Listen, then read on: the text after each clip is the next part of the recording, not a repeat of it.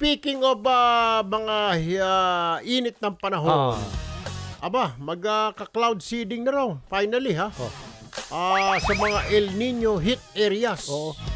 Nasa linya si Director Gina Nilo ng Bureau of Soil and Water Management ng Department of Agriculture. Kailan balak simulan ang cloud seeding at ano-anong mga lugar ang magka-cloud seeding tayo? At bakit po sa inyo, Bureau of Soil Management, Water Management, di po ba dapat ito ay Philippine Air Force at DOST, Ma'am Gina? Okay, magandang umaga po. As early as February 2024 po this year, nasimula na po natin ang cloud seeding sa Region 2 sa Magat Dam. At ngayon po ay naka-schedule tayo sa Pantabangan Dam, Region 3. Kasunod po ang Region 7 at upcoming po ang Region 9. Pag when you say cloud seeding, ma'am, doon sa may mga reservoir lang tayo, may mga tubig para tumaas yung mga tubig. Hindi mo pwedeng i-cloud seeding ang isang lungsod para medyo dahil mainit na masyado para sa mga kababayan natin, lumamig ang panahon. Ang major target areas po natin talaga dito, yung ating mga malalaking dam. Katulad po sa Region 2, sa Magat Dam, Region 3, Pantabangan Dam, sa Region 7, Bayongan Dam, at ganun din po sa watershed areas natin sa Zamboanga. Isa po kasi sa criteria natin na tinitingnan bago magpaulan, yung water level dito po sa ating mga dam. Yung dito sa may kuan, ma'am, yung malapit sa ano yan dyan, yung Angkat. Dito sa may Quezon City, meron dyan eh. Yung ano? Lamesa Dam, ma'am.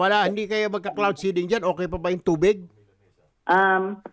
Sa ngayon po ay hindi kasamang Lamesa Dam. Subalit ang kailangan lang po natin dyan is the letter of intent o request para mapaulanan ang lugar na ito na kaparte ng Lamesa Dam. Ayun. Diyan sa may Laguna Dibay, Direktora, wala rin kayong plano. Medyo bumababa na rin daw yung tubig dyan. Marami tayong mga isdaho dyan, Direktora. Hindi po kasama sa ating programa ang Laguna Dibay. Ma'am, ano po ang success rate ng cloud seeding simula nung February? Simula po nung February, ang ating success rate dito po sa Region 2, sa ating experience ay 92% ang ating success. Sa kabuuang, ibig sabihin po nito, sa kabuuang meron tayong 13 sorties, 12 po ang successful. Doon po sa hindi success, ang number one requirement po kasi ay ang ating seedable cloud. Subalit yung napaulanan po ay nakapagdulot ng ulan na kinakailangan natin para sa ating mga agricultural land. So shoot talaga doon sa mga reservoir natin. Yun ang importante dyan. Successful po. Thank you, Lord.